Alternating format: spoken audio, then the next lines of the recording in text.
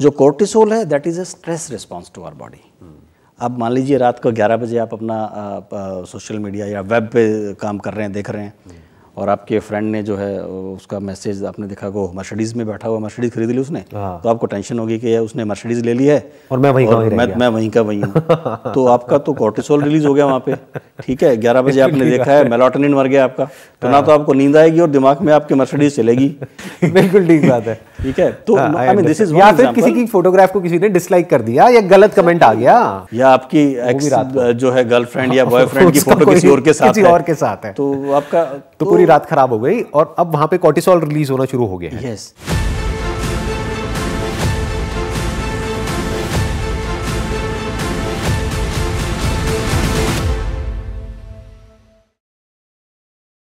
Welcome to the 4th episode of caught in the web. और आज हम deeply ये समझने वाले हैं कि जो स्मार्टफोन एडिक्शन है इसका हमारी ब्रेन के ऊपर और हमारे नर्वस सिस्टम के ऊपर क्या इफेक्ट हो रहा है, यानी कि क्या प्रॉब्लम्स आ रही हैं और उनके सॉल्यूशंस क्या हैं। तो इसके लिए आज मेरे साथ में है एक बहुत ही senior doctor Jain. He has got an experience for more than 18 years in this field, यानी कि ये एक्सपर्ट हैं ब्रेन को और न्यूरोलॉजिकल हमारा जो पूरा का पूरा सिस्टम है उसको समझने में। तो इससे पहले कि इस डिस्कशन को हम शुरू करें, इट वुड बी ग्रेट कि अगर आप अपना एक छोटा सा इंट्रोडक्शन यहाँ पर दे देंगे। Myself doctor Rakesh Jain, I am a paediatric neurologist, I am a graduate from Rohtak medical college and I did my post graduation from there. उसके बाद मैं 2001 में यूके चला गया था फॉर हायर स्टडीज़। तो यूके में अलग अलग हॉस्पिटल्स में काम किया है मैंने, लंदन में, और मेनली मेरी जो ट्रेनिंग हुई है वो ऑक्सफोर्ड में हुई है। So I did my CCT, that's a specialist training in Oxford, and I've been seeing all different varieties of children with different neurology cases, right from some of the social media impact that we are going to talk about in today's series, and other serious neurological conditions like epilepsy, ADHD, learning disabilities or dyslexias. So lots of these terms they have come up on the surface. सबसे पहले मैं आपसे ये समझना चाहूँगा कि ये जो एडिक्शन है जो बढ़ता ही चला जा रहा है, मतलब ऑन एन एवरेज अभी बहुत सारी स्टडीज़ हुई हैं जहाँ पे पता लगा है कि 4 से 5 घंटे ऑन एन एवरेज जो यंगस्टर्स हैं वो स्पेंड कर रहे हैं अपने स्मार्टफोन पे। अब मेरा आपसे ये क्वेश्चन है कि इसकी वजह से न्यूरोलॉजिकल लेवल पे क्या क्या डिसऑर्डर्स हो सकते हैं या होने वाले हैं। One thing I would admit before we go into the detail, there isn't any very clear-cut causal relationship between all the things that we talk about, like it can cause your ADHD, some autistic features, some other inattention, hyperactivity, behavioral problems, sleep problems, we call it insomnias, poor sleep, irritability, poor social relationships, poor self-esteem, so lots of things, even depression. So there isn't any direct causal relationship. I cannot say that, okay, you are using this phone for 3 hours, so you will have depression. I'm not using it, so I'm a smart man. So it's nothing like it. But yes, there are some associations. If you compare, like, as you quoted very nicely about, there is a study that kids been using smartphones for 4-5 hours a day, but you're right actually, 4-5 hours is a conservative figure. So they have been studied where they have compared a group, one group is doing using smartphones for about 4 hours or so, another group is using 30 minutes. So in those groups they have found the difference in the people who are using social media, smartphone more often, they have more of this unlisted problem that I have just said. And we are seeing more and more of these cases as we are seeing more digital media penetration of the web, penetration into the society. इस lockdown के time में when everything has gone online और parents को थोड़ा सा रहता है, 4 साल का बच्चा है तो आई mean they don't feel comfortable the child is not studying. अगर प्रॉपर नर्सरी स्कूल में नहीं जा रहा है तो ऑनलाइन भी कुछ ना कुछ ज्वाइन सबको कराई दिया उन्होंने, मतलब ना। या घर में तो फिर हैं, पेरेंट्स हैं, कंप्यूटर इंजीनियर्स हैं, वो दोनों बेचारे अपने अलग अलग रूम में लगे हुए हैं। बच्चे को आईपैड पकड़ा दिया है या वो सिंपल अपना टीवी देख रहा है, कार्टून देख रहा है। तो these kids, they find themselves more comfortable engaging with the digital media, with the virtual world basically. Virtual world, exactly, that's the right word, virtual world. क्योंकि उसमें क्या है ना, सिर्फ मैं अपने हिसाब से काम कर सकता हूँ. If I don't like anything, I can flip it over, you know. Right. यहाँ पे if I say something, you don't like it, you will ask me question. I'll have to think again. I'll have to reframe it, you know. लेकिन उनमें gadget क्या, I can control it. So I don't have to worry about your reaction. कि आपके face को देखने की मेरे को आवश्यकता नहीं है, मेरे सामने कंप्यूटर है और मैं अपने हिसाब से उसको डिक्टेट कर सकता हूँ, बेशक वो कंप्यूटर गेम है। तो these kids they get very much hook to these gadgets. Maybe the reason is because वहाँ पे क्या हो रहा है कि वहाँ पे उनको एफर्ट नहीं करना पड़ रहा है और उनकी जो अटेंशन है उसको जो स्मार्टफोन है या जो भी उसके अंदर एप्लीकेशंस है या जो प्लेटफॉर्म है वो कंट्रोल कर रहा है। और यहाँ पर अगर एक ह्यूमन इंटरेक्शन होता है तो यहाँ पे एक एफर्ट करना पड़ता है। ऑल्दो उनकी जो ब्रेन है वो ज़्यादा प्लास्टिक है at this point in time, आजकल बात करी जा रही है कि बिफोर द एज ऑफ 25 वो बहुत ज़्यादा प्लास्टिक होती है, बाद में धीरे धीरे कम होती चली जाती है। तो बच्चा जैसे बड़ी जल्दी लैंग्वेज सीख जाता है, बड़ी जल्दी सब कुछ सीख जाता है, लेकिन हो क्या रहा है कि उसकी जो पूरी लाइफ है वो सिमट करके रह गई है एक छोटे से मोबाइल फ़ोन में या एक टेलीविज़न में, क्योंकि आज की डेट में टेलीविजन भी स्मार्ट टेलीविजन है, उसमें सब कुछ है, एवरीथिंग इज़ देयर। और वो बच्चे की साइकोलॉजी को ही यूज़ करके, क्योंकि बच्चे की जो साइकोलॉजी है वो किसी एनिमल की या किसी एडल्ट की साइकोलॉजी से अलग तो है नहीं, बेसिक फंडे वही रिवॉर्ड और पनिशमेंट के चल रहे हैं पीछे, तो वो उसको यूज़ करके उसकी अटेंशन को कंट्रोल कर रहे हैं। तो what you are saying is, if I can understand it correctly, please correct me if I am wrong, कि जो वर्चुअल वर्ल्ड है वहां पे उसको कुछ भी एफर्ट नहीं करना पड़ रहा है, अपनी जो कॉग्निटिव एबिलिटीज है उसको यूज नहीं करना पड़ रहा है कॉन्शियसली, या अपनी अटेंशन को कंट्रोल नहीं करना पड़ रहा है। But as far as human interaction is concern तो वहां पे उसको एफर्ट करना पड़ेगा। तो जब उसको एफर्ट करना पड़ता है तो उसको पता ही नहीं है कि एफर्ट कैसे करे, क्योंकि बचपन से उसकी वैसी ट्रेनिंग ही नहीं हुई है, जो बचपन से ही उसकी कंडीशनिंग है वो ऐसी हो गई है, he is just sitting and सब कुछ हो रहा है उसके सामने। 5 घंटे निकल गए, 10 घंटे निकल गए, 15 घंटे निकल गए, उसको पता ही नहीं है। You are absolutely right. Actually आपने एक ना बड़ा अच्छा वर्ड यूज़ किया है कि एक फ़ोन में अपने आप को लिमिटेड कर लिया है।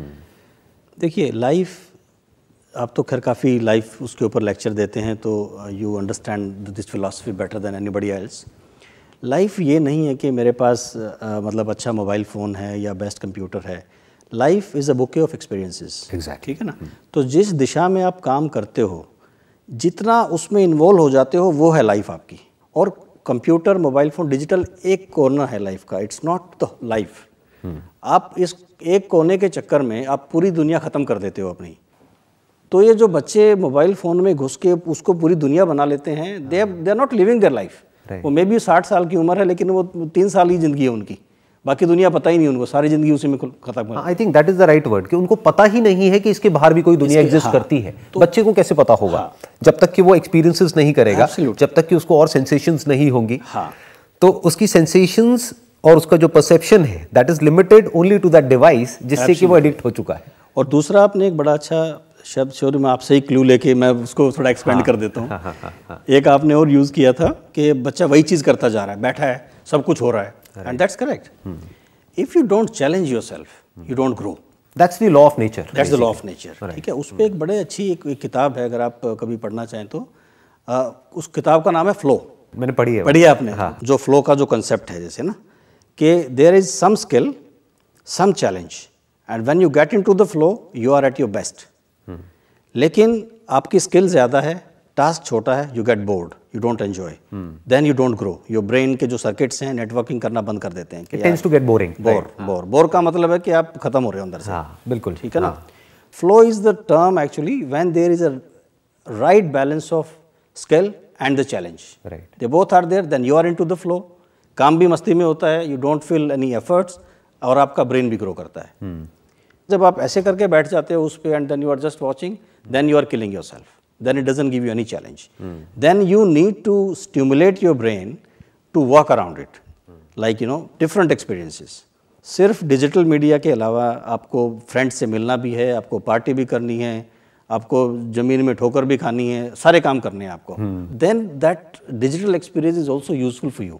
You can apply that experience in different domain of lives. I completely agree with what you're saying. अब यहाँ पे एक इंटरेस्टिंग पॉइंट ये है, जो चीज़ आप भी ऑब्जर्व कर रहे होंगे अपने पेशेंट्स में या फिर हमारी सोसाइटी में, कि अभी हो क्या रहा है कि जो यंगस्टर्स हैं वो बहुत ही ज़्यादा एडिक्ट होते चले जा रहे हैं। और इसमें हम पूरा ब्लेम यंगस्टर्स पे नहीं डाल सकते, क्योंकि इसके पीछे, स्मार्टफोन के पीछे, ये जो सोशल मीडिया जायंट्स हैं, सो कॉल्ड जितने भी हैं, और ये जो कंपनीज बैठी हैं, they are using psychologist at the back end, not just tech engineers जो कि इस टेक्नोलॉजी को डिज़ाइन कर रहे हैं, इस एल्गोरिथम को बना रहे हैं, वो इसको और एडिक्टिव बनाते चले जा रहे हैं, जिसकी वजह से उनकी ब्रेन में जो डोपामीन रिलीज हो रहा है, जिसको आप ज़्यादा अच्छे से समझते हैं, उसके अलावा और क्या क्या केमिकल्स रिलीज हो रहे हैं? जैसे रात को अगर कहते हैं, मैंने पढ़ा है, फोन की जो ब्लू लाइट जो वो एमिट करता है, उसकी वजह से हमारी ब्रेन में जो मेलेटोनिन रिलीज होना चाहिए, नॉलेज जबरदस्त, जिसकी वजह से नींद आती है। Got everything.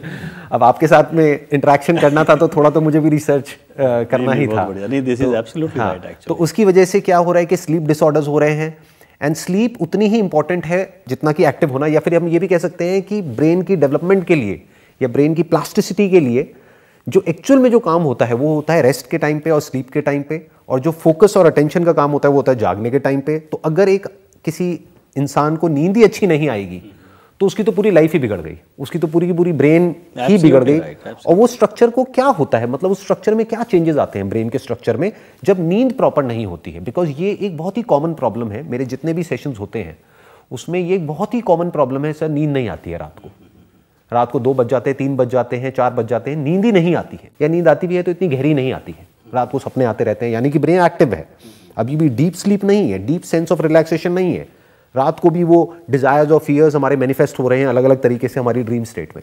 अब इसकी वजह से ब्रेन के स्ट्रक्चर में क्या चेंजेस होंगे और उसकी वजह से क्या कॉम्प्लिकेशंस फ्यूचर में हो सकती है? देखिए, जैसे स्लीप से आपने बात किया, हमारी स्लीप की आमतौर पे we are awake state, dream state and deep sleep state. ठीक है, deep sleep is the main state जहाँ पे आपका ब्रेन रीसेट होता है पूरा। ठीक है, और डीप स्लीप अगर आपकी मिसिंग है तो it is very difficult to continue to carry on the good work. आप धीरे धीरे जो है ना डिके होते चले जाते हो, आपकी जो एनर्जी लेवल है, जो आपका एंथुजियाज़म है, वो सब कम हो जाता है। डीप स्लीप से ऊपर फिर स्टेट आती है मेडिटेशन वाली स्टेट। अगर आप मेडिटेशन करते हैं या अगर आपने उस स्टेट को कभी फील किया है, देन यू विल रियलाइज़ कि जितना डीप स्लीप बहुत ज़्यादा नहीं होती है हमारी। अगर आप देखेंगे ना कि जो नॉन रैम स्लीप होती है करीबन 90 मिनट्स में हमारी जो है ड्रीम और नॉन रैम सब हो जाती है। डीप स्लीप उसके बाद 20-30 मिनट की, 4 या 5 साइकिल हम निकालते हैं एक बार सोने में। तो डीप स्लीप कितनी है? हार्डली 1 घंटे की, 1.5 घंटे की। लेकिन वो 1-1.5 घंटे की स्लीप सबसे ज़्यादा ज़रूरी है। अगर वो स्लीप हमारी मिसिंग हो जाती है तो हमें लगता है कि यार नींद ही नहीं आई रात में।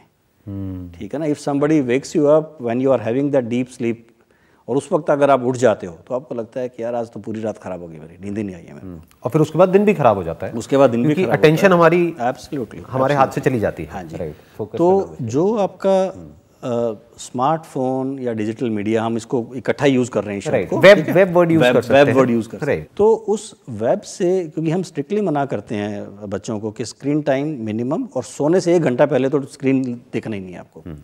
एक तो ब्लू लाइट का आपका फंडा बिल्कुल सही है। जो ब्लू लाइट हमारे गैजेट से एमिट होती है, not only directly phone actually sitting on my table and just doing beeping for notification. Even जैसे कई बार क्या होता है, जैसे हमारे सामने टेबल के ऊपर आपने अपना लैपटॉप रख के छोड़ा हुआ है, और लैपटॉप हमने ऐसे शट कर दिया, it's not completely shut down, तो उसमें से भी वो टू करती रहती है, ब्लिंक करती रहती है ब्लू लाइट। तो उससे भी आपका जो है, जो मेलाटोनिन सिक्रीट होता है, melatonin is a natural hormone.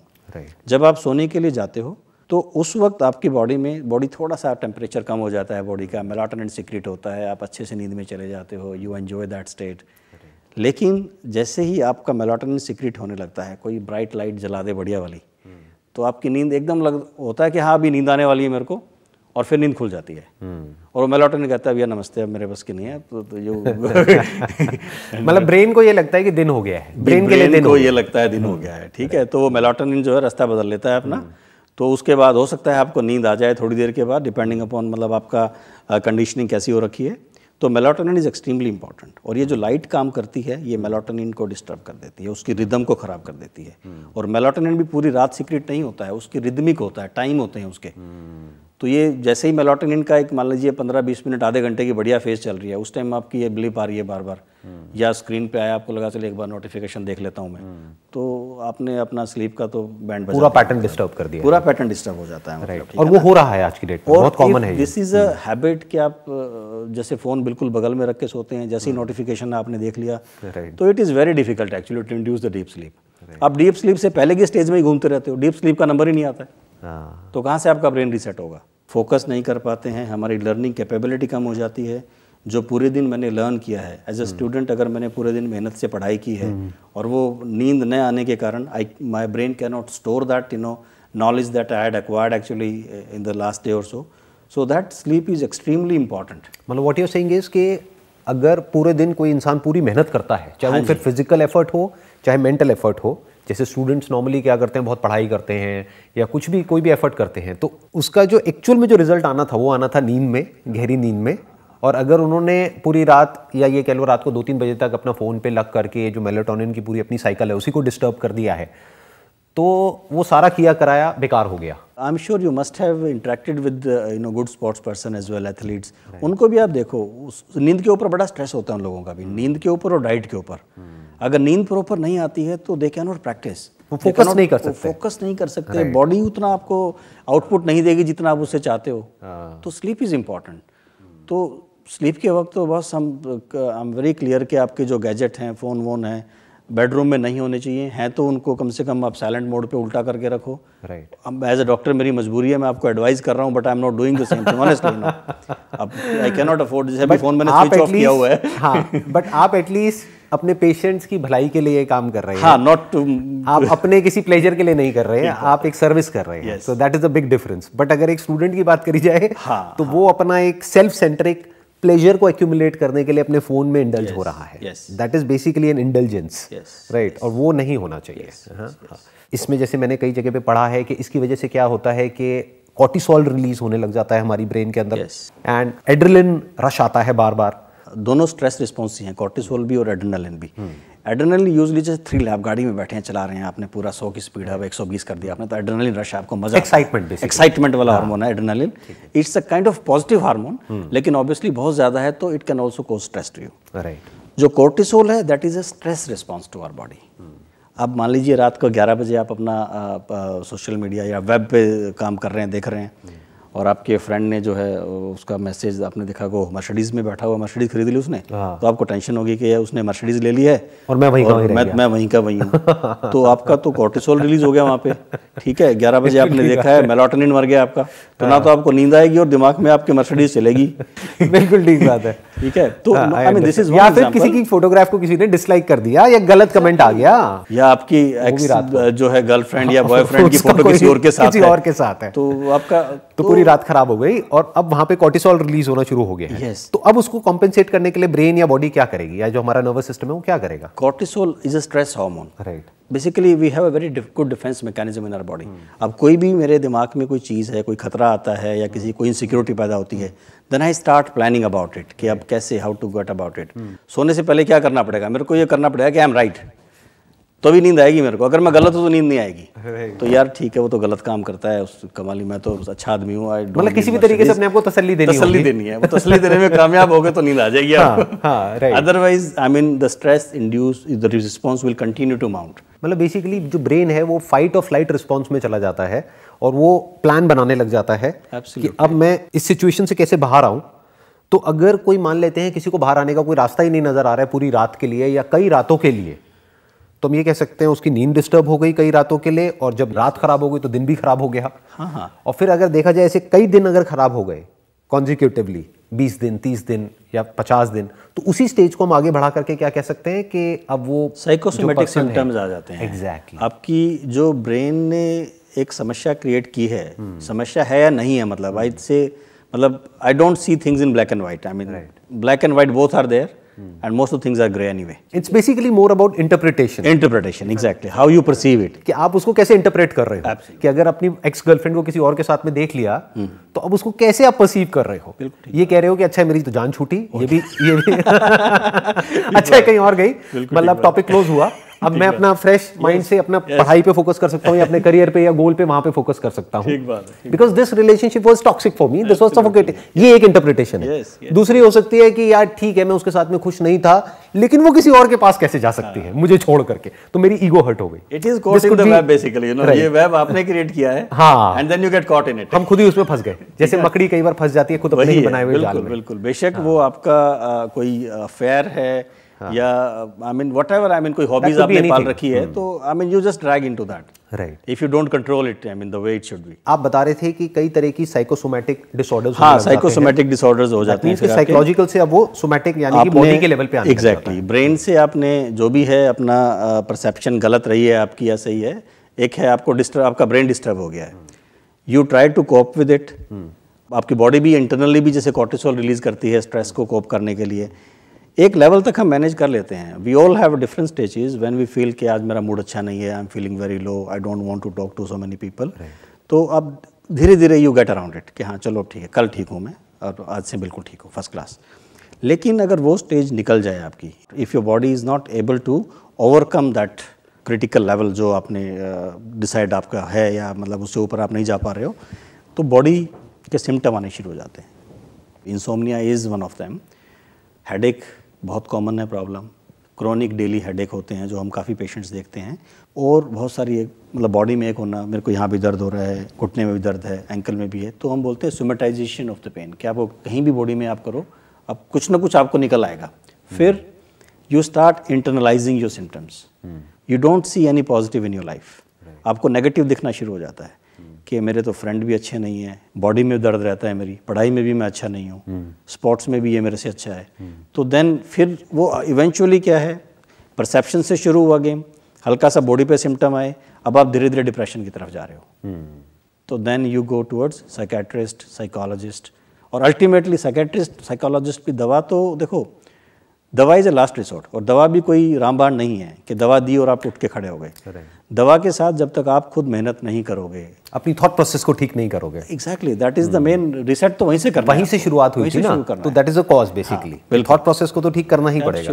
क्या ये एक लूप नहीं बन रहा एक तरीके से कि जितना कोई इंसान गलत तरीके से सोचेगा, मोर कॉर्टिसोल, और जितना कॉर्टिसोल आया यानी कि अब बॉडी के लेवल पे केमिकल रिएक्शंस होने शुरू हो गए हैं। अब ऐसा तो है नहीं सिर्फ कॉर्टिसोल ही रिलीज होगा, उसके साथ साथ में और भी बहुत सारे केमिकल्स होंगे, गैस बनना, पेट खराब हो गया। हाँ, अब जब पेट खराब हुआ तो आयुर्वेदा में तो कहते हैं पेट ही सारी बीमारियों की जड़ है, नो डाउट अबाउट इट। उसके बाद में सब कुछ इंटरकनेक्टेड है, पूरी की पूरी बॉडी है। तो बॉडी के लेवल पे जितनी बीमारियां आएंगी, फिर आदमी उन बीमारियों के बारे में सोचेगा, जितना उसके बारे में सोचेगा और ज्यादा नेगेटिव होता चला जा रहा है। तो क्या एक साइकिल नहीं बनती चली जा रही है ये? इनिशियली जड़ को खराब कर लिया, उसके बाद आप जो है पेड़ों की अलग अलग टहनियों पे चले गए हो, पत्तियों पे चले गए हो, and you are trying to cut those leaves and, but you are not, you never going to reach anywhere. जब तक आप बेसिक जो आपका थॉट प्रोसेस है उसमें अमेंडमेंट नहीं आती है ना, तब तक हम जड़ काम कर नहीं पाएंगे। मतलब पहले स्टेप में हमको सिम्टम्स के ऊपर काम करना होगा, और फिर उसके बाद में जो अंडरलाइंग कॉज है, that could be diet, that could be sleep, that could be exercise, that could be thought process, और a combination of all of this. Right. जब तक हम उसको फंडामेंटल्स को अपने ठीक नहीं करेंगे, तब तक ऊपर लेवल पे हम चाहे कितना भी काम कर लें, सबकी अपनी एक लिमिटेशन है। एब्सोल्युटली, कि डॉक्टर की अपनी एक लिमिटेशन है, साइकेट्रिस्ट की अपनी एक लिमिटेशन है, साइकोलॉजिस्ट की अपनी एक लिमिटेशन है। सब लिंक्ड है। जो फिलॉसफी की आप बात करते हो ना, everything comes from there actually, no, सारी चीज़ वहीं से आती है। जो थॉट प्रोसेस की हम बात करते हैं, भाई अगर जो आप जो ज्ञान देते हो वो बात समझ में आ जाए तो टेंशन नहीं, आपको उनको हमारे पास आने की जरूरत नहीं पड़ेगी, ऑनेस्टली। अगर आप थॉट्स को एक तरह से कॉम्पिटिटर हो गए, ये कह सकते हैं, complementary, I would say competitor, मिल करके करना पड़ेगा प्रॉब्लम को सॉल्व। कि मैं थॉट के लेवल पे कोशिश करूंगा, अपने लेवल पे जितना कर सकता हूं, बिल्कुल। और आप फिर जब वो स्टेज बिगड़ गई है, जब सिम्टम्स बॉडी पे आ रहे हैं, साइकोसोमैटिक प्रॉब्लम्स हो रही है, तो उसको भी ठीक करना जरूरी है। नहीं तो वो मेरे को सुनेगा ही नहीं। Absolutely. वो कहेगा यार हटाओ ना, कौन क्या बोल रहा है। वो मेरे को सुनने की पोजीशन में ही नहीं होगा। And so what I want to understand is कि एक टर्म है जो आजकल बहुत ज्यादा पॉपुलर हो रही है पूरे वर्ल्ड में, दैट इज न्यूरल प्लास्टिसिटी। ये क्या है, व्हाट इज इट बेसिकली? हमारे ब्रेन के अंदर अगर आप मैं आपकी बार बार फिलॉसफी को टच कर रहा हूँ क्योंकि मेरे को ही बड़ा ना वो पसंदीदा सब्जेक्ट है वो। आपका ब्रेन में जितने न्यूरॉन्स है ना, इट्स बिलियंस ऑफ न्यूरॉन्स, और उनके कनेक्शंस हैं आपस में।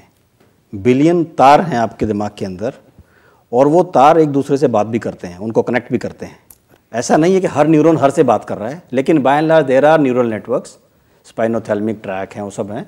और कहीं ना कहीं आई एम श्योर एक न्यूरॉन दूसरे से हर लेवल पे बात करता होगा जो हमें भी नहीं पता है अभी, चाहे वो बहुत ही माइक्रो लेवल पे हो, और ऐसा हमारे पास कोई डिवाइस ही नहीं है देखने के लिए एग्जैक्टली कि वो किस लेवल पे हो रहा है, बट उसको सिनेप्सिस कहते हैं, if I'm not wrong, synapses, yes. तो हमारा ब्रेन अपने आप में एक यूनिवर्स से कम नहीं है। बेशक आप यूनिवर्स को अपने आप में देख लो, एक आदमी को देख लो, एनिमल को देख लो, प्लांट को देख लो, it grows from seed and then it manifest itself and then it's involute, it's evolutes, you know, same pattern. तो हमारे ब्रेन में जो न्यूरॉन्स हैं, इतने सारे न्यूरॉन्स, इनिशियली जब बच्चा मतलब माँ के पेट में होता है, वहाँ से आपकी यात्रा शुरू होती है न्यूरॉन्स की। नंबर्स बढ़ते हैं, फिर धीरे धीरे उनके कनेक्शंस बनते हैं, और कनेक्शंस हमारे आजीवन बनते रहते हैं। शुरू में नंबर ऑफ न्यूरॉन्स भी बढ़ते हैं, जिसको हम बोलते हैं कि प्लास्टिसिटी बहुत ज़्यादा है, और जिस एरिया में हम जितना ज़्यादा काम करते हैं उतने ही ज़्यादा कनेक्शन बनते हैं, न्यूरल सर्किट डेवलप होता है, दैट इज़ प्लास्टिसिटी। और दूसरा आप ये देखिए, शुरू के 2 साल में हमारा ब्रेन मैक्सिमम बढ़ता है, उसके बाद 7-8 साल की उम्र तक भी हेड सर्कमफ्रेंस जो है थोड़ी थोड़ी बढ़ती रहती है, जो हेड साइज बढ़ता है it is because of brain inside. लेकिन 7-8 साल के बाद इट्स वेरी मिनिमल, और 12 साल के बाद ये स्ट्रक्चर हमारा जो बॉक्स है इट डजंट इंक्रीज। तो इसका मतलब ये तो नहीं है कि उसके बाद हम सीखना बंद कर देते हैं या we don't learn new things. वो कैसे होता है? It is all because of new synapses, new connections, new neural circuits. Right. जितना आप अपने दिमाग के पर्टिकुलर एरिया को चैलेंज करोगे, पुश करोगे, you work behind it, then you will get more and more knowledge. तो क्या ये कहना सही होगा कि चैलेंजेस हमारे लिए बुरे नहीं हैं? जैसे आजकल बहुत सारे पेरेंट्स ये समझते हैं कि मेरे बच्चे को कोई चैलेंजेस ना फेस करने पड़े, उसको बिल्कुल प्रोटेक्ट करके रखा जाए, या फिर जो यंगस्टर्स भी हैं उनको पर्सनली चैलेंजेस अच्छे नहीं लगते हैं। जैसे एक टिपिकल जो क्वेश्चन है जो मेरे सेशन में, ऑलमोस्ट हर सेशन में कोई ना कोई पूछता है, वो ये है कि सर मेरी जो लाइफ है वो बहुत ही चैलेंजिंग है। तो क्या ये चैलेंजिंग लाइफ उसके लिए बुरी है या उसके लिए अच्छी है लॉन्ग टर्म के पॉइंट ऑफ व्यू से अगर देखा जाए? राइट। आजकल शायद उन लोगों को नहीं मालूम होगा, पहले चाबी वाली घड़ी चलती थी। हाँ, आपने पहनी होगी घड़ी, मुझे पता है ना? हाँ, मैंने उसमें डेली सुबह जो है ना, आप चाबी भरते थे घड़ी के अंदर, हाँ। और वो घड़ी 24 घंटे चलती थी। ठीक है, और ना भरे तो बंद हो जाती है। ना भरे तो वो बंद हो जाती है, और उसको अगर बहुत ज्यादा मरोड़ दो आप, एक वो लेवल के बाद बंद हो जाती थी वो। और चाबी अगर ज्यादा कर दोगे तो चाबी टूट जाती थी। That's how it is. Challenges are important to keep your life running, लेकिन वो चैलेंज आपकी स्किल से बहुत ज्यादा एक्सीड कर जाएं तो फिर आप टूट जाते हो। तो चैलेंज, जैसे वो इवन फ्लो वाली बुक में भी मेन कॉन्सेप्ट यही है कि there has to be some challenge, some skill, and you have to work hard to go up to there. जैसे जैसे हम चैलेंजेस का लेवल हल्का सा बढ़ाते चले जाएंगे, वैसे वैसे हमारी स्किल्स बढ़ती चली जाएंगी। जैसे जैसे स्किल्स बढ़ती चली जाएंगी, चैलेंजेस ऑटोमेटिकली बढ़ते चले जाएंगे। तो शुरू के टाइम पे जब भी हम कोई नई स्किल एक्वायर कर रहे हैं, जैसे ये न्यूरल प्लास्टिसिटी की जो बात हम कर रहे हैं, कि जैसे बचपन में अगर किसी बच्चे की बात करी जाए तो वो 2-3 लैंग्वेजेस बड़ी आसानी से सीख जाता है, मतलब एफर्टलेसली सीख जाता है। और यही किसी बड़े को बोला जाए 30 साल के आदमी को कि भाई आपको एक नई लैंग्वेज सीखनी है, तो उसकी हालत खराब हो जाती है। तो उसके पीछे क्या रीजन है? Is it because of the psychological reason कि वो नहीं सीख पा रहे हैं एक एज के बाद में जाकर के, या it's because of the biology? I think learning is more of a priority. आप किस चीज़ को कैसे प्रायोरिटाइज करते हो, it all depends upon that. Because I have seen people even at the age of 60s, particularly जब आपका 2000 में ये इंटरनेट और कंप्यूटर आना शुरू हुआ था, उस वक्त I had seen many enthusiastic old people, I mean they were very keen to learn computers and they had learned very nicely. तो ऐसा नहीं है कि biologically you are shut off. जैसे कुछ लोग बोल देते हैं कि भाई 25 से कम में तो ब्रेन हमारी बहुत प्लास्टिक होती है, तो उसमें तो हम सीख सकते हैं, अब तो हमारी सीखने की उम्र निकल गई है। ये टिपिकल एक डायलॉग है जो मैंने बहुत लोगों से सुना है, स्पेशली जब मैं कोई थोड़ा मिडिल एज वाले जो ग्रुप के सेशंस करता हूँ ना, 30-40 ईयर्स, तो वहाँ पे एक्सक्यूज बहुत आता है कि अरे हम कहाँ, अरे अब मोटिवेशन है sir, it's all motivation. The reason is priority and motivation Yes. And a desire to do something rather than कि कोई बायोलॉजिकल रीजन हो। This is your That is domain. more of an excuse. This is your domain rather than mine. I tell you. भाई Biden अब 78 में president बना है America का। तो age is not a constraint अगर कोई कुछ करना चाहता है तो उसके लिए। Yes yes, it's all perception. सीखने की कोई एज नहीं है फॉर दैट मैटर, कोई भी किसी भी एज में सीख सकता है। जैसे कि मैं 40 साल की एज में आपसे इतना कुछ सीख रहा हूँ, and I think that's the fun part of life. Because अभी क्या होता है कि जितना हम सीखते हैं उतना ही हम ग्रो करते हैं, जितना हम ग्रो करते हैं उतनी बड़ी लाइफ है आपकी। देखो उतनी ही बड़ी लाइफ है आपकी। हाँ। जैसे हमने स्टार्टिंग में मैंने वो शुरू किया था, वो थोड़ा सा डाइग्रेस हो गए हम लोग। जो एक्सपीरियंसेस है ना आपके, जितना एक्सपीरियंस आप लेते हो उतनी ही बड़ी लाइफ है आपकी। जिस चीज में आप घुस रहे हो, जिसमें आप नहीं घुस रहे हो, अपने आप को कट ऑफ करते जा रहे हो, तो आपकी life is very very limited. वो सिमटती चली जाती है। हाँ। जितना ग्रो करो, पेन को भी एंजॉय करो, प्लेजर को भी एंजॉय करो। ये किसने बोला है पेन को एंजॉय नहीं करना? भाई पेन की अलग एक्सपीरियंसेस हैं अपने। वो भी बुरा नहीं है, वो किसी रीजन की वजह से हमारी बॉडी के अंदर आ रहा है, या जो चैलेंजेस हमारी लाइफ में आ रहे हैं उसकी वजह से जो स्ट्रेस आ रहा है वो भी बुरा नहीं है, अगर उसको हम कंस्ट्रक्टिवली यूज कर पाए तो, एज अ स्टेपिंग स्टोन अगर हम उसको यूज कर पाए। Absolutely absolutely, I mean everything is for good actually, if you just have some good belief system right in your life that helps you everywhere. और इसके लिए मैंने एक सबसे बढ़िया चीज़ जो है ना, वो हर जगह काम आती है। मतलब what I am saying is it applies to most of the other aspect of life in addition to this. अगर आप अपने आप को ट्रैक कर सकते हो, I can see what I am doing.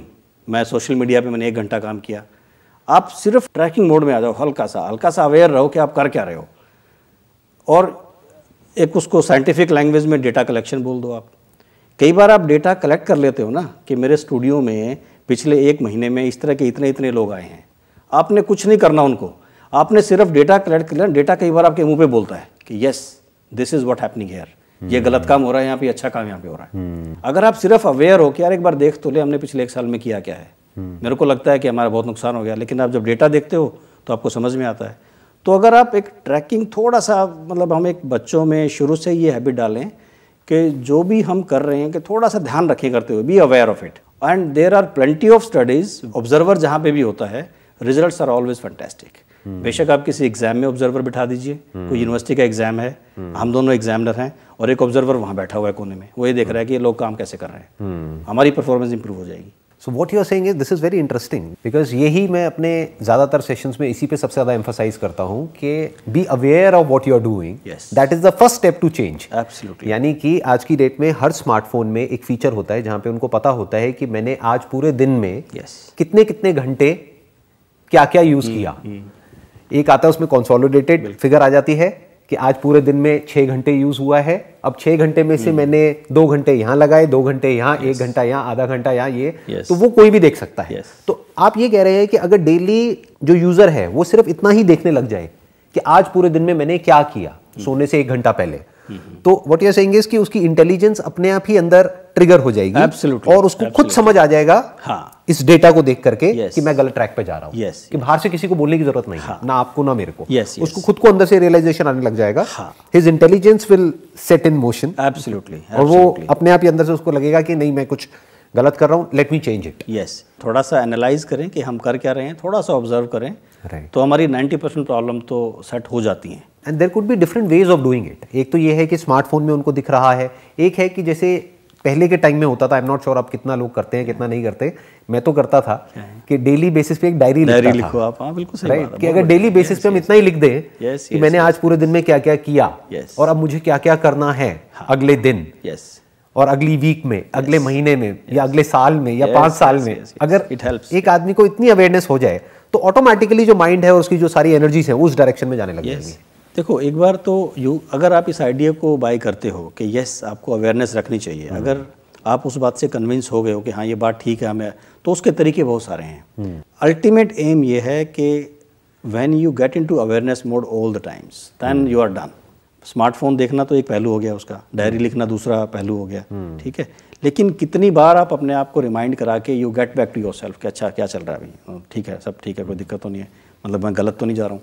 अगर आप रिमाइंड अपने आप को कराने वाले मोड में आ जाएं, बेशक आप 2 घंटे में एक बार याद आए, या स्मार्टफोन को आप इस तरह भी यूज़ कर सकते हो ना, 2 घंटे में हल्की सी ब्लीप लगा लो, वैसे भी तो इतनी नोटिफिकेशन आती हैं। बहुत ऐप्स हैं सर आजकल तो there are so many apps जिसमें कि अगर वो ऐप्स को हम डाउनलोड कर लें तो वो ऐप ही हमको अलर्ट करती रहेगी। इनफैक्ट ऐसी ऐसी ऐप्स हैं वो लॉक ही कर देगी फोन को, कि मतलब कि जैसे ही 1 घंटा हो जाएगा वो लॉक कर देगी। मतलब there are so many things अगर कोई करना चाहे तो उसके लिए। बट एक बड़ा इंटरेस्टिंग यहाँ पे एक पॉइंट है, जैसे अभी ये जो पूरा जो एडिक्शन है, स्मार्टफोन का जो एडिक्शन है, इसके पीछे जो केमिकल जिसको ये लोग यूज कर रहे हैं, जो भी सोशल मीडिया प्लेटफॉर्म्स है एडिक्ट बनाने के लिए, that is dopamine which is connected to reward, कि उनको एक तरह का रिवॉर्ड, ये सारा लाइक जो है, हार्ट है और ये इमोजीज है, ये सब जो स्माइलीज हैं जो मिलते हैं, तो उसकी वजह से एक रिवॉर्ड मिलता है, एक सेंस ऑफ रिवॉर्ड होता है, although that is a virtual reward, वो कोई एक्चुअल मेडल नहीं है, एक्चुअल पैसा नहीं है, कुछ नहीं है, उसका कोई यूज नहीं है, बट एक रिवॉर्ड मिलता है, दैट इज एडिक्टिव बेसिकली। तो अब अगर इस अटेंशन को यहाँ से फ्री करना है तो लोगों को एक इसका अलग एस्पेक्ट समझना पड़ेगा, डोपामिन से हट करके सेरोटोनिन पे आना पड़ेगा, जिसका कनेक्शन है अवेयरनेस से। क्योंकि जब हम अवेयर होते हैं, जिसको माइंडफुलनेस भी बोलते हैं, the more we become mindful, जैसे दिन में ऑन एन एवरेज 2 से 3 घंटे I am in a mindful state, very good, when I am just aware of my breath and the surroundings and जो भी सेंसेशंस हो रही है, जो भी कुछ हो रहा है, where I am just sitting without any phone, without anything, and just observing whatever is going on at the level of body, at the level of mind, thought के level पे, feelings के level पे, emotions के level पे, without judging. That's amazing. That's very good. तो सिर्फ देखता रहता हूँ, और बहुत बार क्या होता है कि एक ऐसी स्टेट आती है जब थॉट्स भी डिसॉल्व हो जाते हैं, जब कोई थॉट नहीं होते, कुछ नहीं होते, फिर वो भी चले जाते हैं, फिर वापस से कुछ इमर्ज होता है, जैसे कि कोई पॉपअप खुल गया है, वापस से कोई थॉट आया, फिर वो डिसॉल्व हो गया, फिर कोई फीलिंग आई, सेंसेशन आई, इमोशन आई। This is my passion basically. This is very good, this is samadhi actually you are going into, good, बहुत बढ़िया। तो फिर अब उसमें क्या होता है कि उसमें एक अलग केमिकल रिलीज होता है, please correct me if I am wrong, वो डोपामिन नहीं है क्योंकि उसमें कोई रिवॉर्ड नहीं है, कोई एक्सटर्नल रिवॉर्ड नहीं है ना, किसी ने ना लाइक किया ना कुछ किया। बेसिकली वहां पर हमारी ब्रेन के अंदर सेरोटोनिन रिलीज हो रहा है, विच इज लाइक कि मैं I am satisfied with what is, not what should be.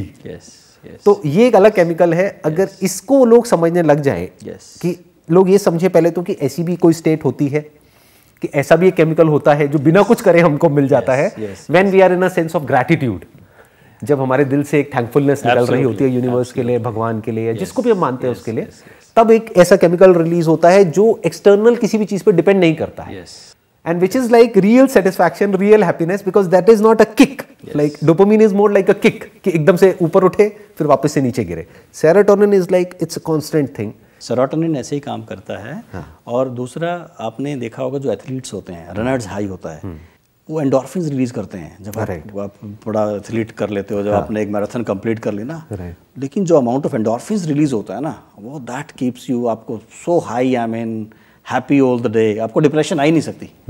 तो एक दूसरा जो सोल्यूशन है, आप सोशल मीडिया यूज करो, मैं तो उसके अगेंस्ट बिल्कुल भी नहीं हूँ कि आप बंद कर दो उसको, लेकिन do your physical exercise, very very important. Meditation आप कर रहे हो, बहुत ही बढ़िया है। आप अगर ये मेडिटेशन कर सकते हो, माइंडफुलनेस वाली स्टेट में रह सकते हो, फिजिकल एक्सरसाइज कर रहे हो, उसके बाद आप जितना मर्जी यूज कर लो, कुछ नहीं आपको टच करेगा। उसके बाद यूज कर ही नहीं पाओगे, बस उसमें मजा ही नहीं आएगा आपको। एग्जैक्टली यानी कि आप ये अगर सिंपल वे में बोला जाए तो आप उसको एक अलग केमिकल दे रहे हैं, कि बजाय डोपामीन के एक दो अलग केमिकल्स, अभी एक आपने बताया, एक मैंने नाम दिया एंडोर्फिन्स एंड सेरोटोनिन। अगर इन दो केमिकल्स के बारे में वो एक्सप्लोर करे कि ये हमारी ब्रेन में कैसे रिलीज होता है, और इसको एक्सपीरियंस कर ले, और उसको उसमें ज्यादा मजा आने लग जाए जितना कि अभी उसको डोपामीन में आ रहा है, हमें जरूरत ही नहीं होती किसी भी एक्सटर्नल वैलिडेशन की, external reward. Validation is the right word, या बिकॉज़ अभी हो क्या रहा है ना कि मैं आई am not looking into my self, I don't know who I am. तो क्या हम इसको इस तरीके से सम अप कर सकते हैं, ये जो यहाँ पर लिखा हुआ है, दैट इज डिस्कवर योरसेल्फ, कि अगर if we can come back to ourselves, तो that is the beginning of the solution to this problem. Sir आपको तो मालूम ही है, आपने तो भी हमारे जैसे बंदे नाम के लिए बुलाए हुए हैं, बाकी तो बॉटम लाइन तो आप काम कर ही रहे हो, इसमें कोई डाउट नहीं है मेरे को, ठीक है। नहीं, लेकिन मेरे को it's a pleasure actually, you know, to have interacted with you. Same here sir, बहुत बढ़िया लगा। मैंने बहुत कुछ सीखा आपसे आज। नहीं sir, I am not sure कि जो देख रहे हैं उन्होंने एक्चुअल में कितना सीखा, बट मैंने आज आपसे बहुत कुछ सीखा। Your enthusiasm and the way you come across, it's amazing, very good. I mean जो उस पे वीडियो पे देखा था उससे ज्यादा मेरे को ज्यादा मजा आया। Thank you so much sir. Thank you very much. 10 to 15 minutes before sleep and 10 to 15 minutes as soon as you get up are the most important time to reprogram, rewire and do anything what you wish and desire to do in your life.